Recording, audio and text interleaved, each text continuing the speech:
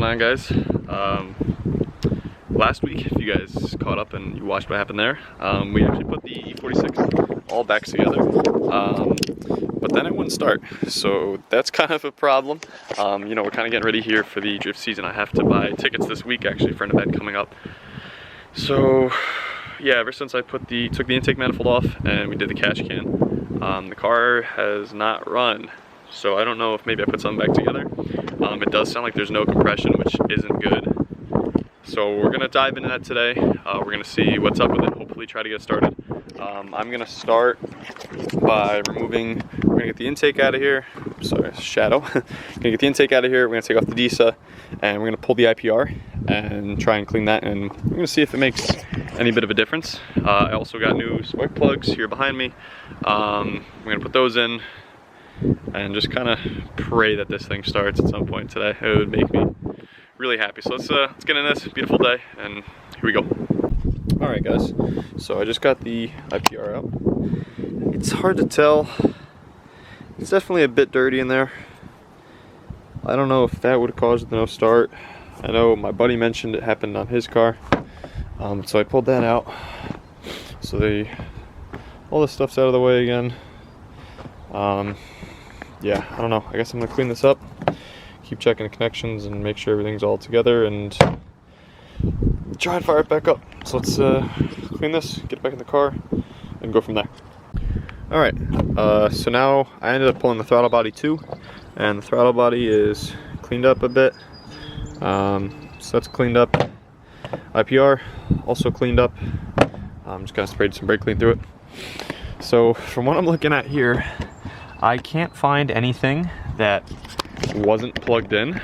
I don't know if some things were plugged in backwards, and that could also cause some weird issues. I have no fucking idea at this point.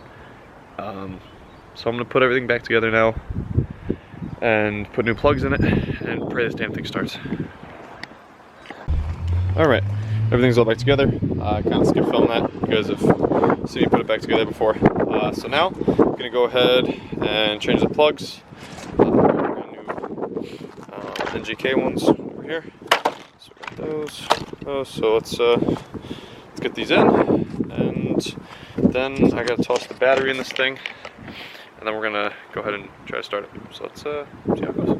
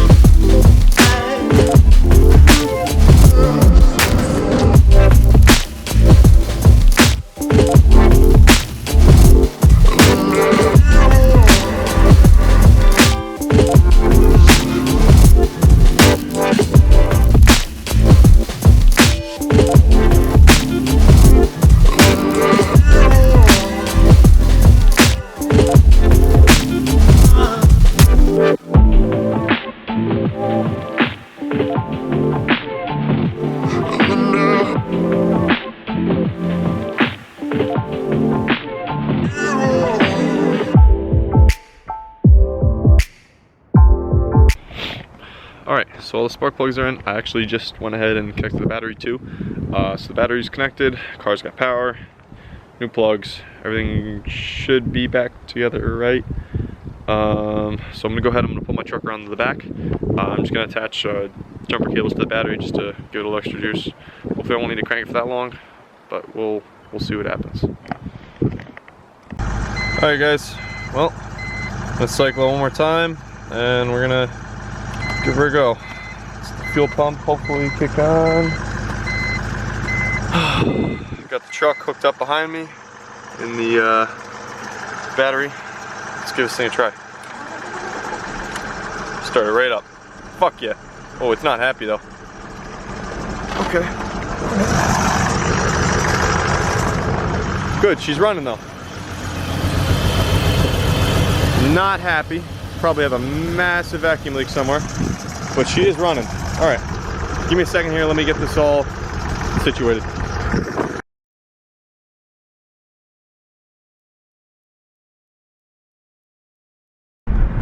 All right, guys. Well, she's running. As we can see, we are driving. Yeah, I don't really know. I mean, it just kind of worked, so that was cool. I don't know what the hell the issue was the other day then, because it sounded like it had no compression. But so it's working now. We do have some engine lights on, so the car is not totally happy with me. But I'm gonna go ahead. I'm gonna drive back now. Just a quick little lap around, and then I'm going to pull the codes, and we'll see what they say. All right, I'm going with 171 and 174, I think, are the two vacuum codes, which I probably have. So we're gonna see what this thing tells me. Oh, there we go. Oh shit, we got 6 codes. Oh boy.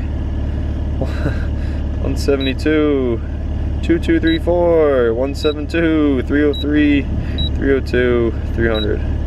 All right. Well, evidently she is not happy with me. So I'm gonna go ahead and Google those real quick and yeah, see what I'm dealing with. All right, guys. So I just ran all the codes. So there was 5 in total. The 6th one was a repeat. I missed that in the last clip. So it was a cylinder 1, 2, and 3 miss. There was one for something with the O2 sensor, and then the last code was the bank one running rich. Obviously, I'd rather it run rich than lean, but either way, still don't want it to run rich. So I'm gonna, I don't know, I'm gonna see if maybe I unplugged an O2 sensor or something, mess with the wiring. I'll probably swap the coils 1, 2, and 3 to 4, 5, 6. They're brand new coils. It shouldn't be them, but I mean, I might as well, you know, try it. So at least rule that out, and then keep diving in from there. All right, guys. So good news, I think. After that test drive, saw those codes, whatever. I just went back under the engine bay, and I noticed one of the coils wasn't actually fully plugged in. So I fully plugged in that coil. That was coil number 3. And I just made sure all the O2s were still good. And I just went out on a drive after I cleared the codes. The codes didn't come up right away. Unlike the last time after I plugged in the battery, they just came right up.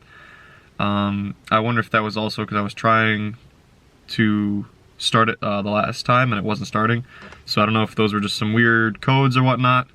It ran better that time. I don't think it's misfiring. This car just might be that slow. I think it was running pretty good. So I'm gonna drive it over the next couple days, put some miles on it, and make sure there's no new codes pop up. So I think that means it's good. So I'm gonna finish putting the, what do I have? I gotta do the engine covers, and I gotta put the cabin air filter back in. So let's put that in, and then I think finish this thing up. All right, guys. So for the first time since starting this whole ordeal, just for a damn catch can, the car is back together. Both engine covers are on, cabin air filter's in, the catch can's obviously mounted, air shroud's in, air box is in, intake boots, the whole line, intake manifold gasket. This turned into such a stupidly long project, all because of the damn catch can. Now obviously, like I mentioned last clip, gonna have to keep my eye on the codes, make sure they don't come back. But other than that, I am ready to clean this up, start sorting through that, because that's got like 3 weeks worth of right fittings and the wrong fittings and hose clamps and all that other fun stuff. So I'm gonna sort through that, find out what I'm keeping and whatnot. Other than that, that's gonna do it for this one, guys. Thankfully we got the car running, and I didn't actually have to use the compression tester, because that was the direction I was almost headed. So we're gonna, yeah, it's gonna be it for this one. Hope you guys enjoyed, and I'll see you later.